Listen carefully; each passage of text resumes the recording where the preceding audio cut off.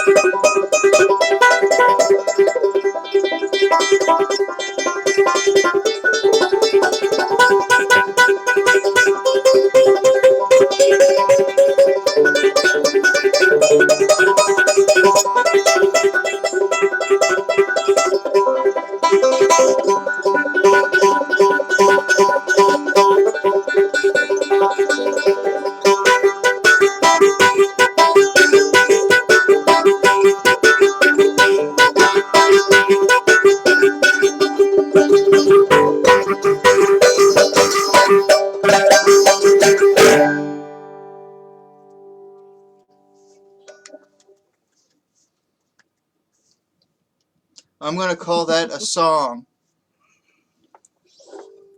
This is one. We'll call it Tune.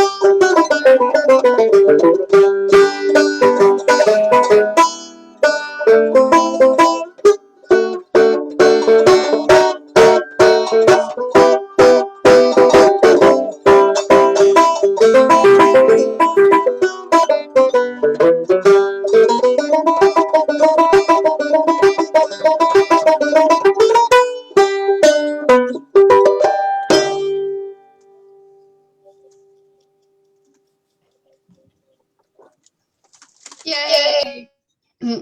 Nikki, I am videoless. I think you told Zoom not to show my video, but I promise I'm wearing the same outfit I had on. Yay, that worked. Thank you. Okay, great job, JJ. That one, a tune and a song. I understand the difference now because that one was, I don't know, happier. I don't know what words, but words, we don't need those. We are going to invite Megan, or was it, hold on, am I crazy? Is it Megan? Yes. Megan, I thought it was Megan. Thank you. Sorry for my brain fart. I was one of those spoiled princesses today that slept in way later than 5:30, and thus my brain is not fully functioning. So thank you, Megan, for correcting me. I would love to hear what you have to say for your community moment. I'm not going to talk anymore. Okay, let me share my screen.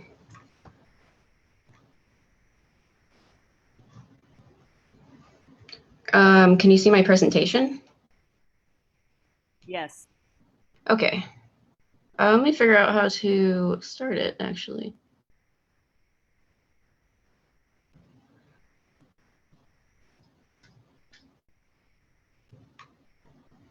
Whoa.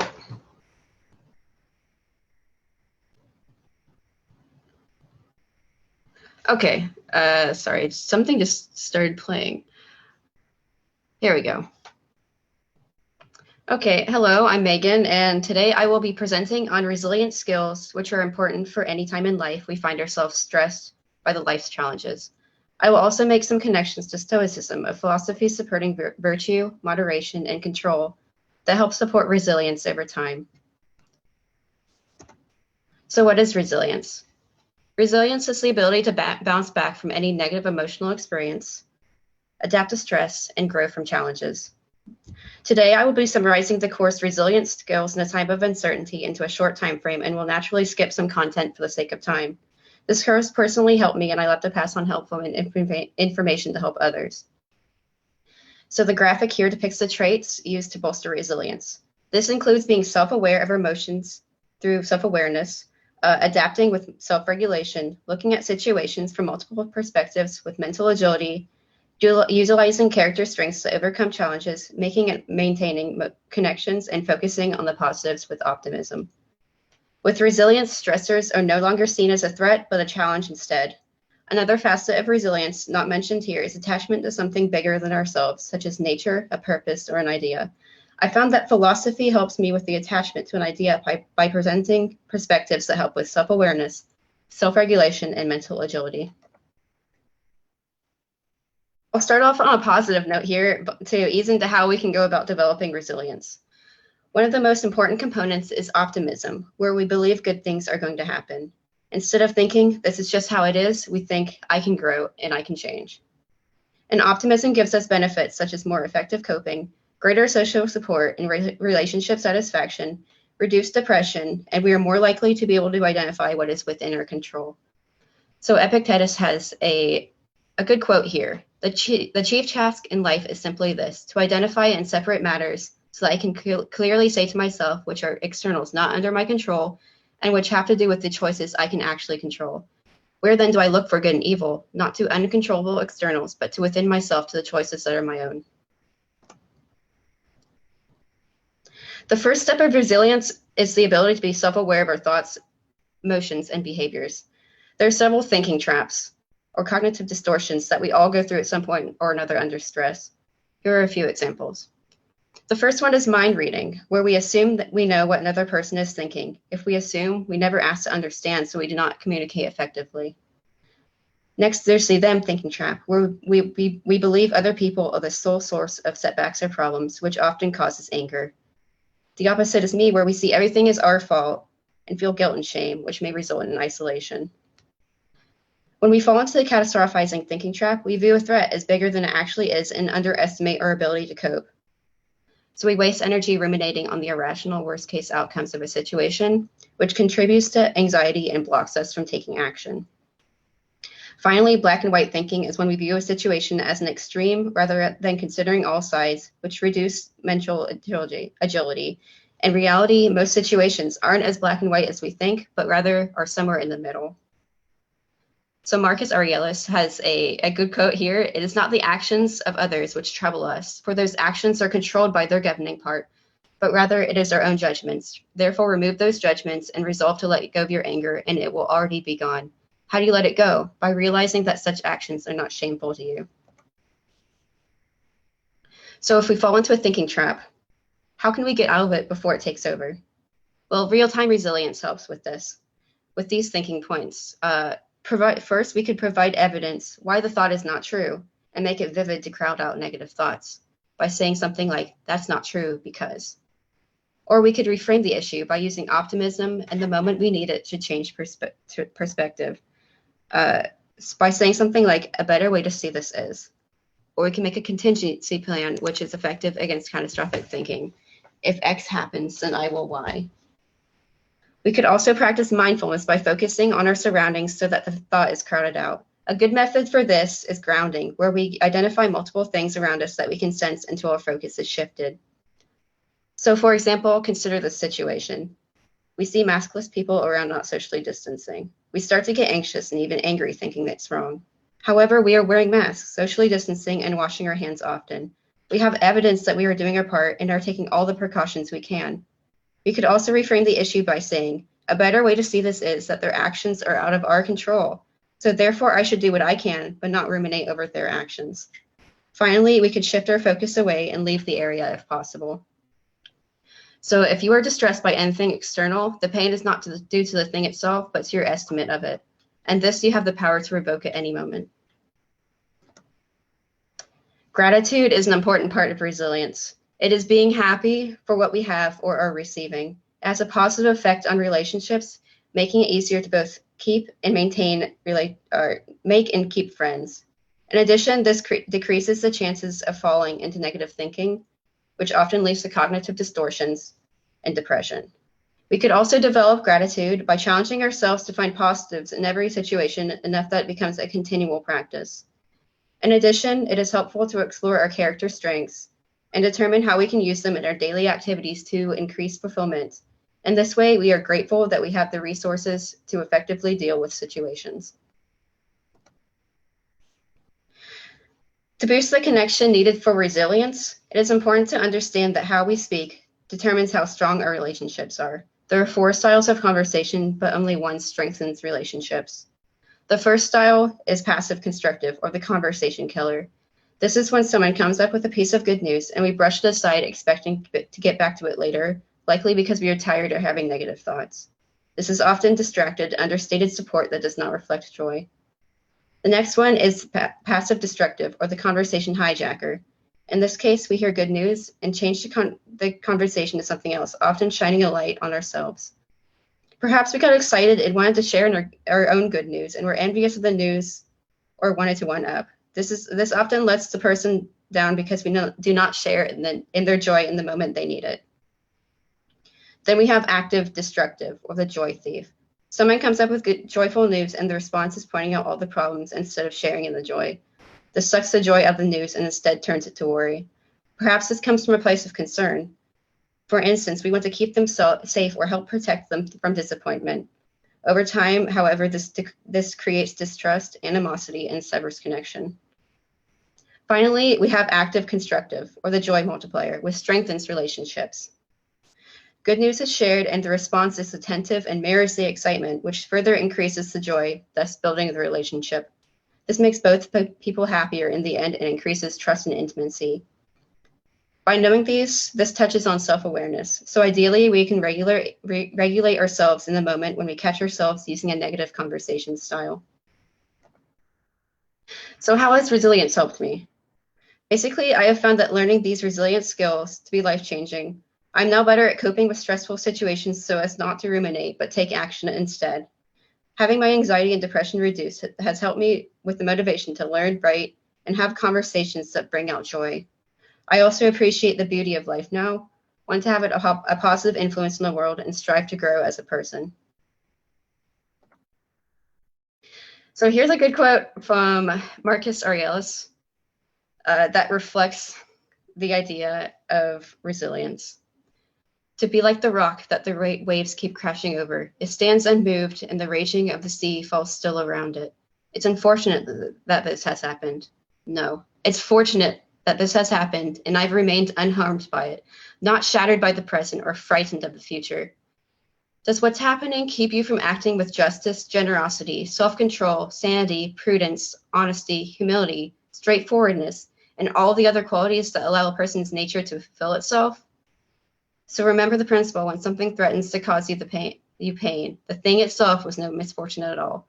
To endure it and prevail is great good fortune. So here I have resources. Like I said, this presentation condensed a whole probably 16-hour lecture into a manageable time limit. So some points are naturally skipped. But unfortunately, the Resilience Skills course has closed registration. So if these seem like they'd help you, I recommend going to a cognitive behavioral therapist as an option to explore. So Kckps on YouTube has some quality videos about mental health. I'll post this this PowerPoint in the private page for accessible links. And I also linked the character strengths quiz where you can find out your strengths that you can use to add enjoyment to your activities and to navigate a challenge. And I also keep up a blog.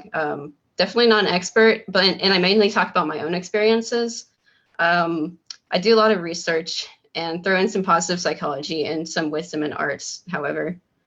I've also found a couple apps to be helpful.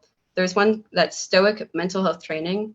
It's a journal type app with short stoic quotes and some exercises such as breathing, meditation, thought exercises, and negative visualization.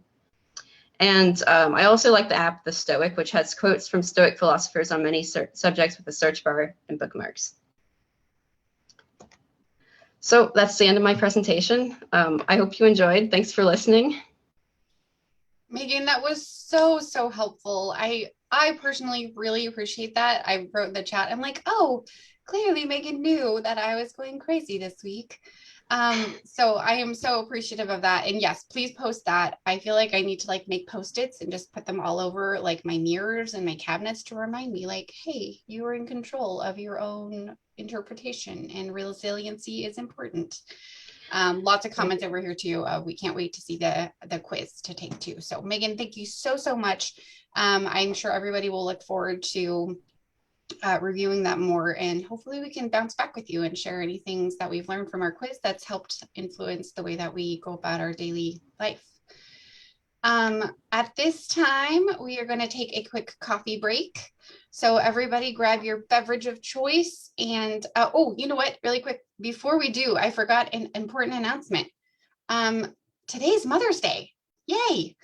Happy Mother's Day to all of the mothers in our group. And I do want to be sensitive to the fact that not everybody had a wonderful mother experience in their life growing up, or, you know, everybody's opportunities are a little bit different in life. So I just want to encourage using Megan's ideas of, you know, finding those little positive glimmers and everything.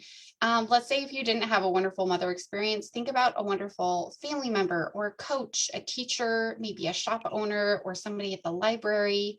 If you had a neighbor or a friend's parent, child caregiver or a caregiver, please, take a few moments just to kind of reflect on things that they did to make a positive impact in your life. And then, of course, if you have a positive relationship with your own mother or a mother figure in your life, please take a few moments after Oasis to reach out to them and just let them know that you're thankful for all that they did in your life. So happy Mother's Day to you all. And I hope you can kind of pass that tidings of good things to other people this morning. Go ahead and grab your coffee and we're going to do our breakout rooms.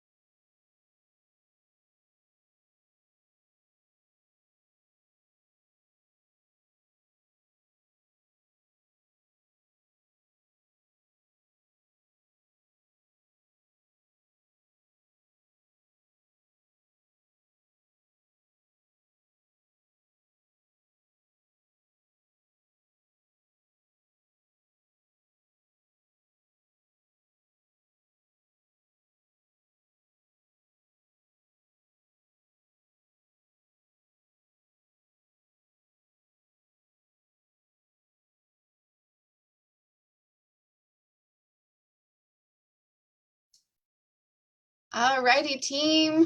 I know everybody's starting to come back.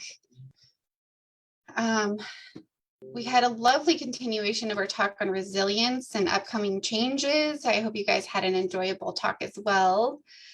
As we come back from break, I didn't have a lot of other announcements. I am terrible about birthdays. I know there are tons of birthdays in May, so happy birthday to everybody that has a birthday. If you know you have an Oasis person in the video box next to you, make sure you wish them a happy birthday as well.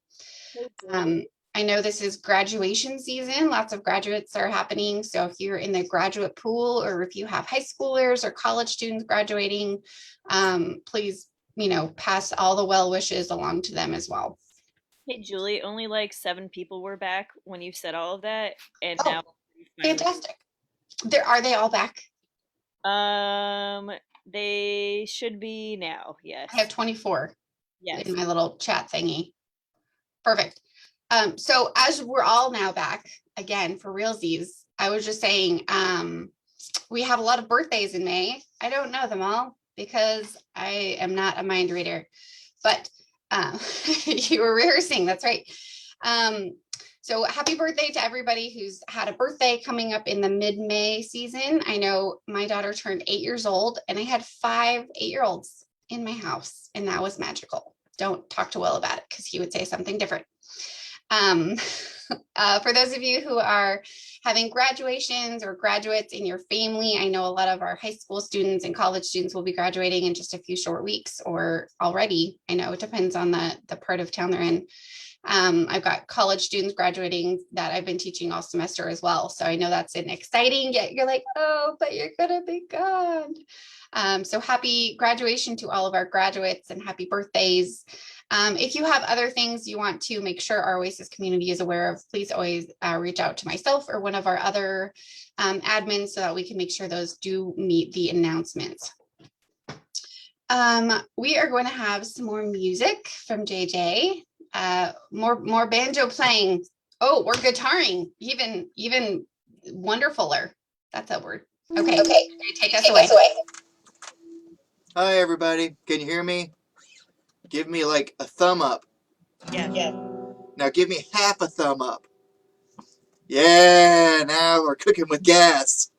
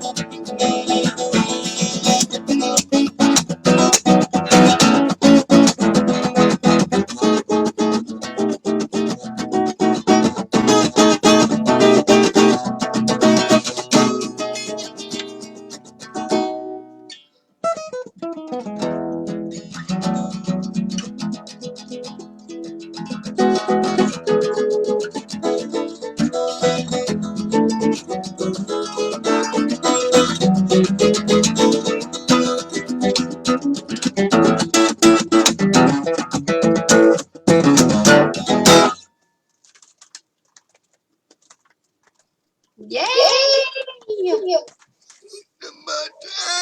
I feel like I have video reverb. I'm not sure why. JJ, you're magical. I don't know how you do all that. It's cool. It's wow. Okay. Thank you. We will hear more from JJ very shortly. Now we are going to hear from our featured speaker. Today we are joined by Ronnie, or Dr. Ronald Knight-Beck, Director of Recruiting. One of the mottos that was on the little Oasis blurb online was, he lives by his motto, if you're not learning, you're not growing, and the 3E model of being efficient, effective, and ethical in everything he does. And with that, Ronnie, I'm going to let you introduce the rest of yourself. Thanks, Julie. First of all, happy Mother's Day to everyone. Thank you. And when you mentioned, 5 8-year-olds in your house, and I'm sure that was phenomenal. And we have a set of twins; they're 8 as well. So I can only imagine double or tripling that amount. It's got to be a great occasion. So props to you. And then JJ and I talked a little earlier, but I enjoyed the music. He brought me back to my childhood a little bit with his tunes. And then we talked a little bit about Megan, and I appreciate everything that she presented this morning with the mindfulness. So thank you, Megan. So I'm really excited to be paired with all these people. It's great. And then I got filled in a little bit on kind of the formation of Oasis, and that was a real eye-opener because I didn't really know that this group existed, and I'm fully supported, and I think it's great. So thanks for having me. And so a little bit about myself. My name is Ronald Knight-Beck. You can call me Ronnie. My pronouns are he, him, and his.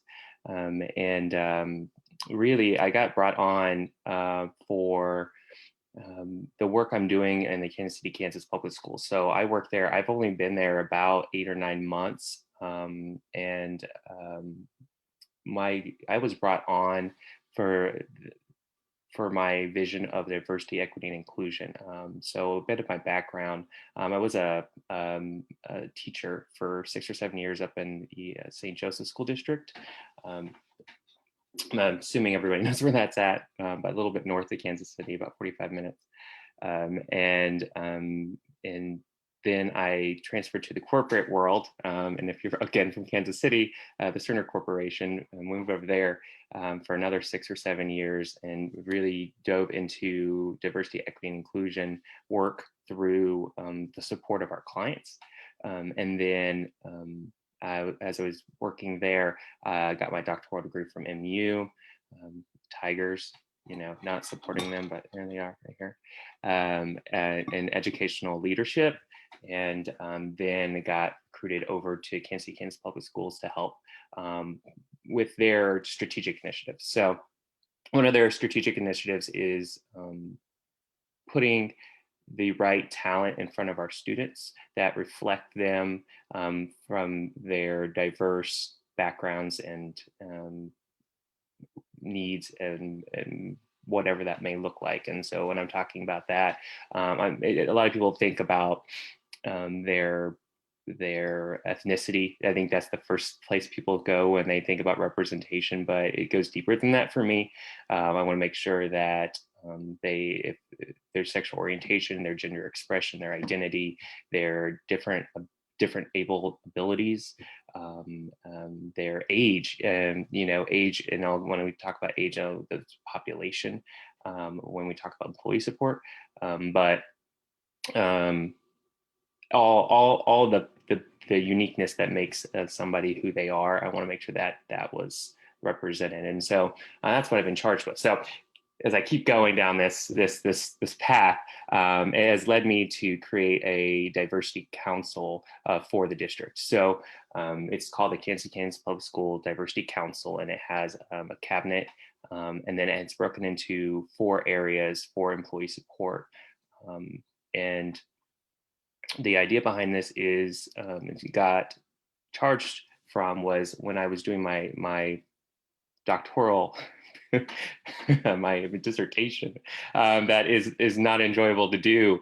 So it's got to be a really good and passionate topic. And I chose to do mine on the LGBT PK-12 experience, so the pre-kindergarten through 12th grade in the public school setting on both Missouri and the Kansas side. And mostly in the city of both of those, and just really want to know what the people who identify in one of those categories felt about curriculum and the culture and the climate going through those settings. And the main themes were, representation of themselves. They don't see themselves in the staff. They don't see themselves in the curriculum. They don't see themselves, even if they go to the library and try to check out a book, they don't see their characteristics represented. And so as you pair that and find a theme with why we're having a hard time attracting talent, it's the same as adults. We have the same needs and desires as we did when we were children. And so trying to find that support structure to retain the talent. So when we are seeking out, let's say, somebody from the Latinx community, that we have those pieces and representations in place, so we can say that we have people who are similar to you, and that we want to retain people who are similar, and it's important for our students. So that's kind of how it all was born and created, and kind of the initiative pushing forward. But just getting a platform of support for your the unique things that make you who you are. And so that's kind of the background of why I'm here. And then Julie and I talked about, I think it was Nikki as well, the format of it's just more of a question answer type of scenario. So Julie, did I do enough talking? Perfect. Yeah. So Okay. some of the questions that we were wanting to address that you did, Ronnie, thank you. You did such a good job of already answering some of those questions of what is your current role. In your intro, I was like, now what exactly are you doing? And I was like, oh, wait, don't worry, he'll tell us. So you did a great job covering. That is a whole lot of stuff that you are responsible for. So your diversity council, but then also the why. I think you answered that really well too, of, you made the diversity council, and then the why is this important? What sparked the new initiative, I think, is, like you said, we need that place of belonging. I know I've done some like parenting classes and stuff like that, and they said, I don't care if your kid is a year old, they need belonging and significance, and that continues through adulthood. And I think that is really important, especially when you're a student, especially when you're a teacher.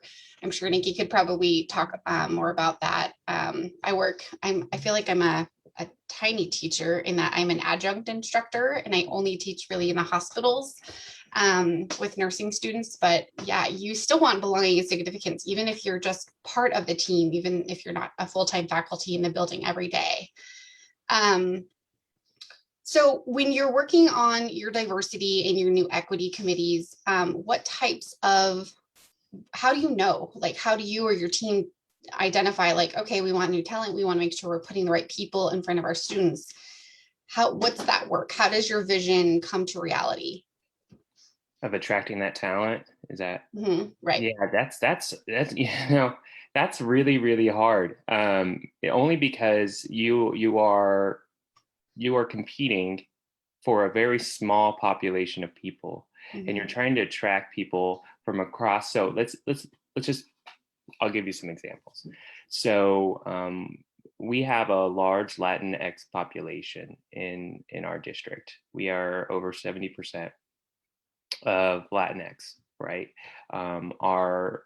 And we have certified employees, we have classified employees. And so certified employees are the ones that are your teachers and your principals and the social workers, counselors. Those are your certified.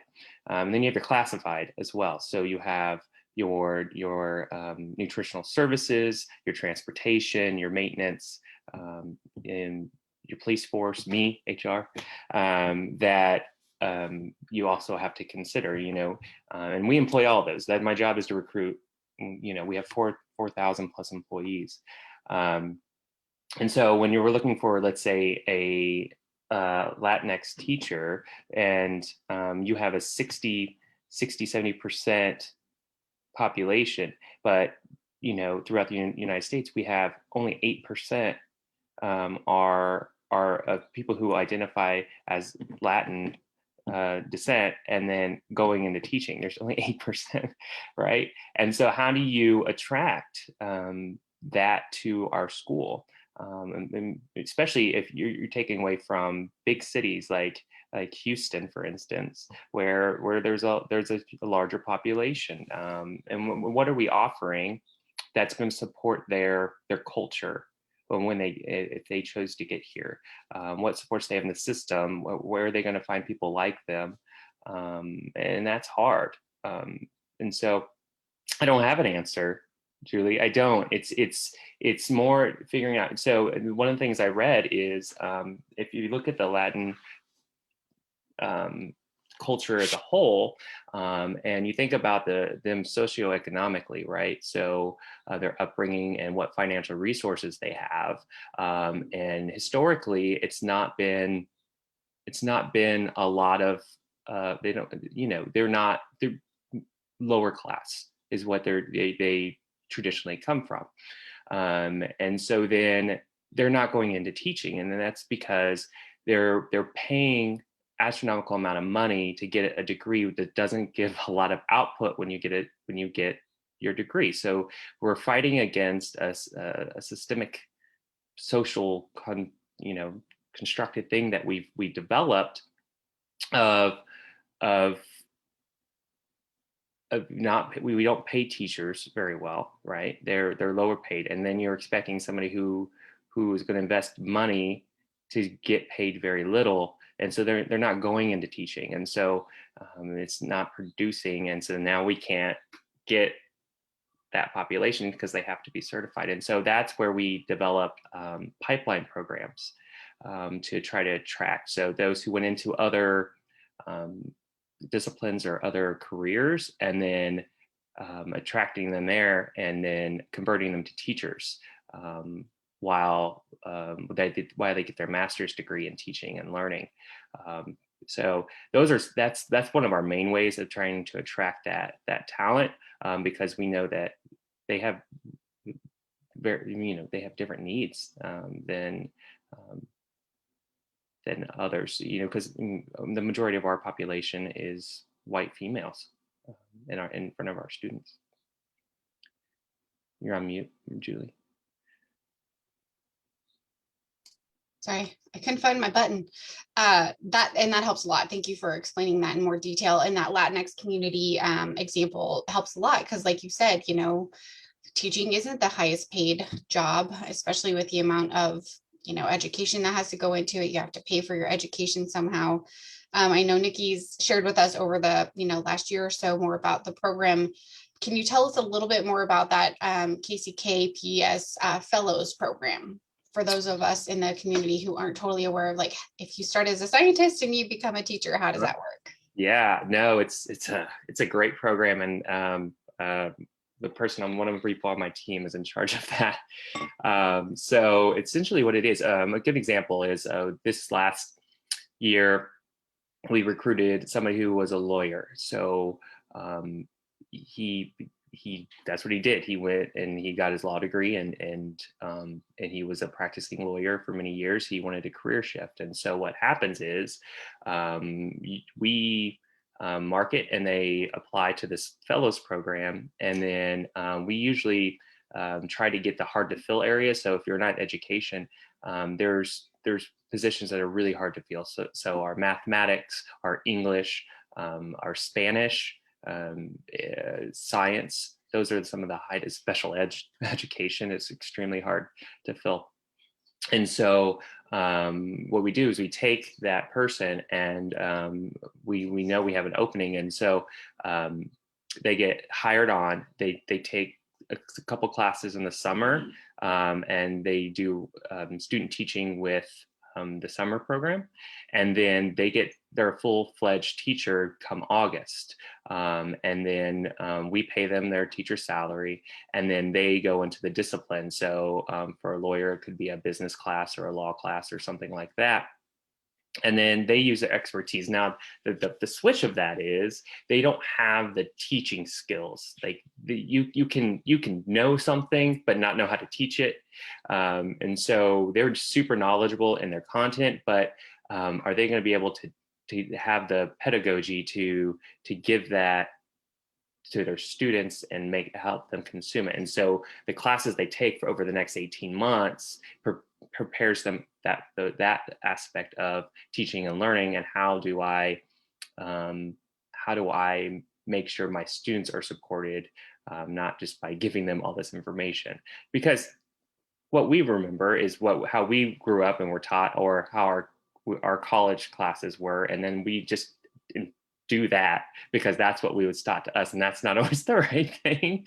And so, like, one of the classes that they take that they'll be taking this summer, I'll be teaching, is the multiculturalism in the classroom. And so this one is really focused on how do we embrace the diverse needs of our students, and then show them through our work representation. And then something that's been a hot topic recently is trauma, and how trauma has influenced our students, and what are some triggering words and that could possibly be said from us, and how do we support them if we do have an episode because something was triggered through a lesson or whatnot. So I don't know if I actually answered the question. I just kind of went on the whole thing. So super helpful.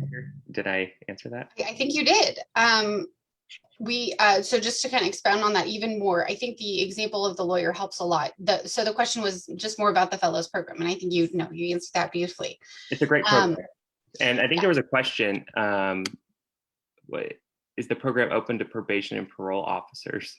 They're probably transitioning from, if you work as a probation and parole officer within maybe the city of KCK and you want to become a teacher, I would imagine they probably have a way to facilitate that transition. Yeah, I think the minimum qualification is a bachelor's degree, because you'll be working on your master's. And so I think that's the minimum. And then being able to have applicable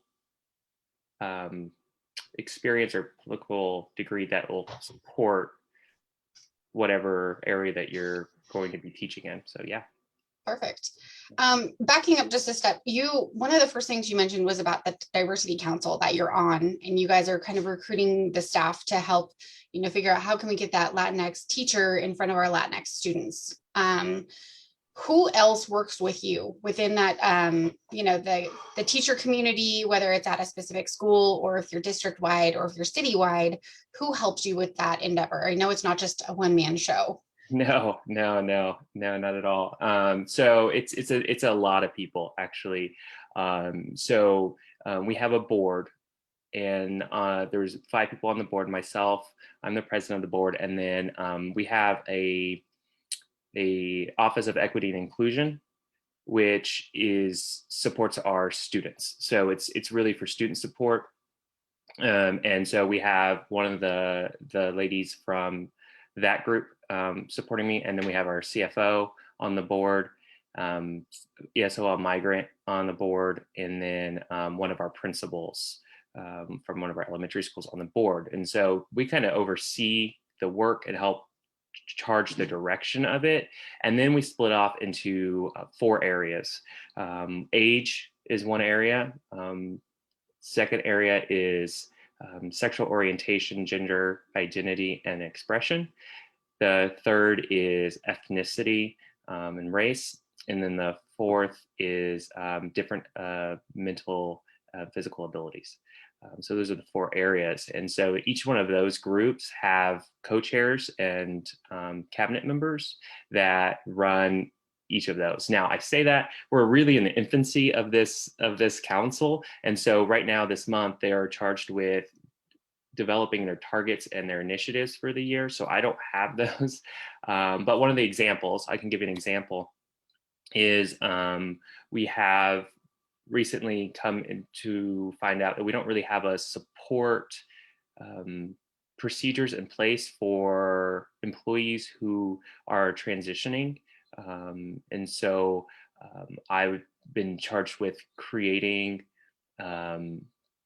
guidelines. So I want to say guidelines, and I want to make sure I say the word guidelines, because it's not policies and it's not procedures, because you can't. It's a unique to every person. So only guidelines, support guidelines for those who are considering transition or are transitioning and just need some support. And so I came up with this document that should help outline some of those things. And so the LGBT, sexual orientation, gender identity, they're taking that and looking at that and making sure I didn't miss something, or there's something that can be more inclusive, or so the verbiage is correct, and developing things like that to support that group of people. And likewise, with our new coronavirus life, we had to switch to our digital world, and finding some supports for the age range of digital support and technology growth, and making sure that all ages have that support to be successful in their roles. And that's what I would imagine that the age population would focus on. So it's not me. It's a large group of people supporting this. And actually I was flabbergasted by the amount of people. We had about 150 people who are interested in running and being a part of this. I think it's died out a little bit, thinned out because the work is starting, but it's people want it. That just tells me that people want this type of support. I'll stop there. Absolutely. And that's a really clear understanding. I was like, wow, you have a whole network of people who are supporting in those different groups. I can imagine, if I had a child with special needs, I'd say, okay, well, I'm really glad that we're working on, not non-gender specific bathrooms, and it's just, here's a bathroom for a human. But my kid has a mobility concern. How are we working for that? I can see the need for all of those different things. One question that was kind of on our list of things to talk about, I think we've done a really good job in identifying how we're helping the students, putting more options, more support, more guidelines in place for them, and then the staff as well. Hey, I'm a staff member and I'm going through transition. What are some guidelines to help me through? What support resources do I have if I'm in need of those? But what about our community? So we have a lot of people in our Oasis community that don't have kids in school, or they don't have, they're out of their college age. How are these changes that, of course, our, city tax dollars are going to support education? How is that going to, kind of expand out into our community as a whole? Yeah, I think that's the $1 million question, Julie. I would like to say I know that answer, and I don't. I am the belief of, get your life in order, know where your focus is, and then expand and influence. And I think we're in phase 1 of that, getting our vision and our path figured out. And then I would only expect that it would overflow into the community, and then we would through the initiatives have strong partnerships. I mean, I even talked to my partner. He works for AMC, and they have a diversity council. And I said, why can't we support each other in that? It was the same work. I mean, you are, a corporation, and we're a public school, but it's still supportive people. And so I see a lot of that happening. And he doesn't have a choice, because we're getting married here in a couple of weeks. So the partnership will just happen. Well, congratulations on your upcoming marriage. Thanks. Jason did echo you in our chat to say every company and every industry needs to be having those same guidelines and those same committees. And I think that's so powerful. And I work in a hospital, and I'm thinking like, well, I mean, we have elevators, but other than that, what have we done to make, I work at KU Med, and anybody who's been to KU Med has been like, oh my gosh, you want me to which building and which floor and which building? We certainly do not make that as easy as we could. So yeah, I'm curious to see, once KCK has really grasped this and said, hey, we have a plan, we have a formula, we want to send it to the world. And now you can go back to Cerner and be like, boom, here's what we've been doing. You need to do it too. Exactly. Yeah, that's great. Last question, and then I'm sure, we'll take plenty of questions also too. So if any of our Oasis members have questions, please write them in the text spot, or you can do that little raise hand thing, and I'm happy to have you turn your camera on and talk to us both. Talk to me a little bit about the birth of this idea in the school system specifically. Obviously, you got this job for a reason. Somebody who hired you said, that guy Ronnie, he seems real smart, and we want him to come in to help us fix this. So what was that idea that they noticed something was missing, or how did they see, hiring you to start this committee of diversity with all of its subcommittees? How did they see that from inception to bringing you on? And then what's that going to be as a goal down the road, long range? Gosh, you have some really good questions. These are your questions, bro. I'm just delivering them. So really, it spawned because it spawned from the students, actually. So we got in trouble from the state for, and this is public knowledge, so it's not Ronnie telling all of our dirty secrets. But we got in trouble because we had an over suspension of Black male students. It's what we had. And so from that, we were forced to set aside dollars to create supports for that. And that was the Office of Equity and Inclusion was born out of that. They hired an executive director and then 2 coordinators to support the students. So it started there. That was about 2 years ago. That would have been about 2 years ago. And then through the research and what those students need, one is restorative justice. I mean, that's a practice. They need that rather than the discipline model that's been used in the past. And the other one is representation and representation of themselves in the school system.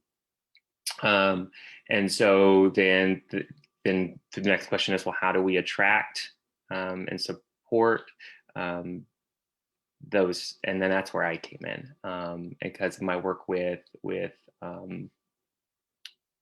Cerner, which I met my boss Kelly because I interviewed for the executive director of equity and inclusion. I didn't receive the role, but her and I met through there, and then she kept my name when this came open because she knows that the work needs to happen, and her and I have the same brain. And so when this came open, she called and said, please do the same work, but for our employees and not our students, because that's what my job is, to support our employees. And so I pair with the student support to hopefully fix this. And then what's the long term? The long term is to fix that issue that we're having with the suspensions, but retain talent. We have such a high turnover every single year, and it's no and I'm sure Nikki knows this.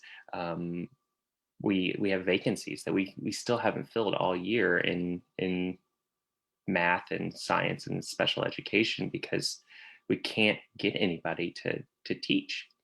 And so the long term is to make sure we have teachers, fully licensed teachers, highly qualified in front of our students. And I can only imagine that's a cycle that keeps feeding itself, is if your students are not pleased or unimpressed with low quality teachers, those teachers are going to feel the strain and they're going to say, why am I here? My students don't want me here. And then they'll, go to a different either school or a different career path. Mm-hmm. And now your students are like, oh, but wait, now we don't have a teacher to teach us what we need to know. So I'm sure that's a vicious cycle. Whereas if you can start it at the beginning and say, we have a high quality teacher who's well trained to deal with, challenges. I'm sure it's been a while since I've taught in front of a class, but there's lots of challenges with that. I'm sure any of us who have done presentations, and then you add in the age diversities of teaching kindergartners, it's going to have a different challenge than teaching high schoolers. Yeah. Or college students. Those are going to be very different attention spans and needs. And then you add in the other real life factors of diversity and, like you said, all the information your teachers need about trauma and how to be sensitive to needs of, verbiage that will cause triggers of past things that didn't go well. Whether it's, oh, well, that teacher last year who was awful would always say this phrase. So this year we're not going to say that phrase, whatever it may be. So yeah, I think a good example of that was this morning, talked about Mother's Day, and that's triggering for people, didn't have a good relationship with their mother figure, or even if you think about it in the fact of people who want to be a mother and they have complications or whatnot, and that's triggering. I mean, really you just got to be sensitive and know our audience, and definitely. So that's always one of those, like, happy birthday is a semi safe wish for people, but sometimes those role specific things can be a little bit more dicey depending on everybody's situation. So couple other questions here. I know Nikki put in the chat that they're looking for other science teachers at their school right now. Any plans on getting community members involved as you go down the road, especially as you're working with your diversity inclusionism? Would you have those subcommittees with, regards to age and mobility? You had your sexual orientation, gender identity, and then your race and ethnicity. Yeah, I think long term, yeah, absolutely. I think it's necessity to keep it going. And I think the question also says that within the committee itself, like as a member, I don't see why that would be an issue. It's I mean, why would you not want, somebody who supports the end goal to be on your team? I wouldn't reject anybody who wants to support a good cause. So yeah, absolutely. I hope it turns out to be something beautiful and great, and that it can be replicated in every school district, because it's much needed. I think that's the short answer. Absolutely. That does bring up an idea too of being the director of this group. We've all heard of the idea of too many cooks in the kitchen. So obviously you said, this group is in its infancy and you have lots of goals, and part of it is just going to be the timeline of letting things naturally play out and, scheduling meetings and scheduling these committee focus groups. But how do you as a director work on keeping people without there being chaos, like keeping people kind of segregated into their specific roles so that you're not overcome with like, well, now we have too many ideas to work on and we have too many people offering such that it's chaos and there's too many people trying to pull focus. Yeah, that's good. So I think it's just the structure that we set up, just outlining how the board is set up versus each of the advocacy cabinets is really good. And then putting people in charge of each of the advocacy cabinets. And then, so they're really running that focus for each one of those diversity areas, that advocacy groups that I spoke to. And then having them charged, we did talk about their initiatives in our April meeting. And it was that, I think it came, exactly what you said, how many initiatives can we have? And I said, well, you can have 1,000 and you're going to accomplish 0 of them. So let's not do that. But really, truly figure out what your focus is and come with no more than 3. And let's see what we can do. And then when they'll come back June 1st and present those, and then finding the connection pieces between each of those groups and then their initiatives, and then supporting that, and then figuring out, because I don't want to say, I don't want to decide for people. That is not my job. My job is to give a platform of support. That's what I'm doing. And I don't want to define what's important to people, because what's important to me is not what's important to somebody who is transitioning, or somebody who is 65, is working with technology for the first time, or who is a male elementary teacher, that is a very small subpopulation of people. I mean, so I don't want to define that, but I also want to make sure that we're being efficient, effective in what we're doing, and we're doing it for the right reasons. So I didn't really truly answer the question, but that's kind of the things I put in place to help us get to make sure that we're not doing 1,000 different things. Yeah, and I think we've all, probably had a variety of different, teachers or bosses or directors of different projects that we've been in as, employees or students or whatever in our adult lives.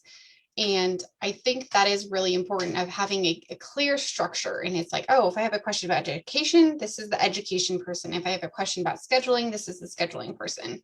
And then that way, hopefully leads you as a director open to, help with troubleshooting of like, okay, we're reaching this thing that we just can't quite get through. Let me take a little bit of my attention, because you're not in every single committee trying to micromanage from within. I think that's absolutely. It's my job it's my job to one, tie everything they're doing back to our district goals and initiatives, right?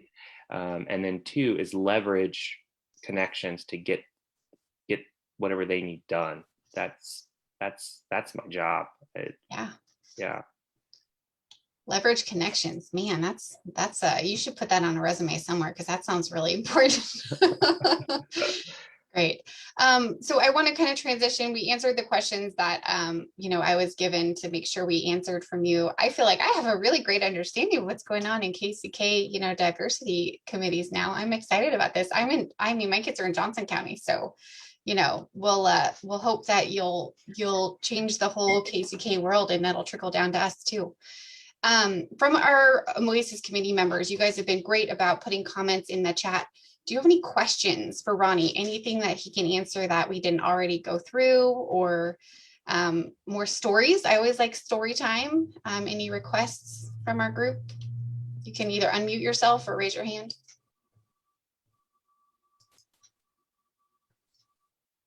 Anybody? No.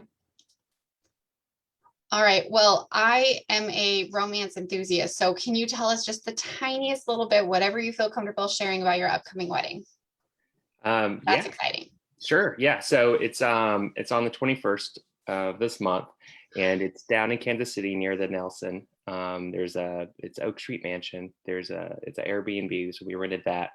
And it's a Art Deco theme, gold and black, and we have a quartet coming, and they have a singer and food truck, Marigold's food truck, so a little more trendy than plated dinner, cocktails. Fantastic. It's going to be great. Yeah. That sounds like a blast. Well, we wish you all the best. Hopefully you'll get to come back in some time. I'm sure Nikki will be in close touch with you as you keep going through the years. And I know Nikki will bring you back to kind of update us on how is your, couple months or year been going? What progress have you made? What feedback are you getting from your staff and your students? Have any committee members become from our outside community resources? Ronnie, thank you so much. I just enjoying our conversation. I like the roundtable kind of thing for sure. Any last things you want to mention before we transition back to JJ for some music? No, I did want thanks for having me. It's been great, and just really good vibes here. Yeah. It feels very, very calm, welcoming, and I plan on being back. So absolutely, you and your future husband are welcome to come anytime. You can bring the kids. Kids sometimes pay attention and sometimes don't. So whatever your kids want to do is fine. Everything's very family friendly. So thank you again. And without any other delays, we're going to bring JJ back for some more. What do we have? More guitaring. Hey everybody, it's been a really nice Sunday with you all. I really appreciate everyone. Am I unmuted now? Unmute myself. I am unmuted. You can hear me, right? Man, look at them thumbs.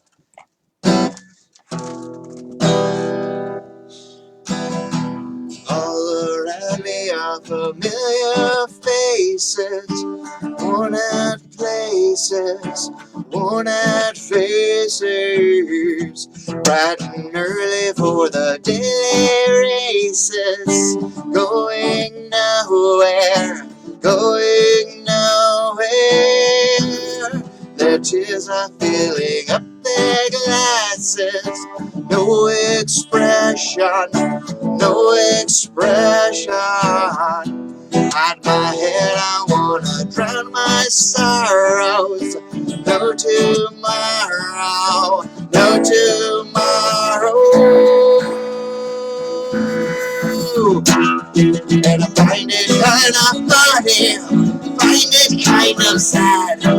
Dreams in which I'm dying are the best I've ever had. Find it hard to tell you, find it hard to take. When people run in circles, it's a very, very mad world. Mad world. Children waiting for the day they feel good. Happy birthday, happy birthday. I wanna feel the way that every child should. Sit and listen, oh, sit and listen. Went to school and I was very nervous. No one knew me, no one knew me. Hello teacher, tell me what's my lesson. Look right through me, look right through me. And find it kinda funny, find it kinda sad. Dreams in which I die are the best they ever had. Find it hard to tell you, find it hard to take. When people run in circles, it's a very, very mad world. Mad world.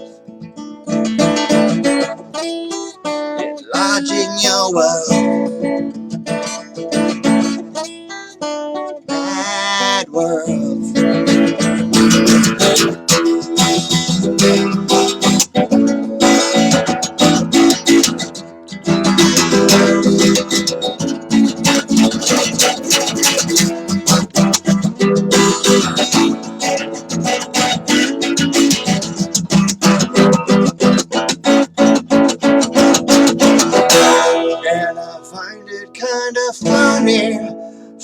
get kinda sad. Dreams in which I'm dying are the best I've ever had. Find it hard to tell you, find it hard to take. People run in circles, it's a very, very mad world. Mad world. Mad world. Mad world.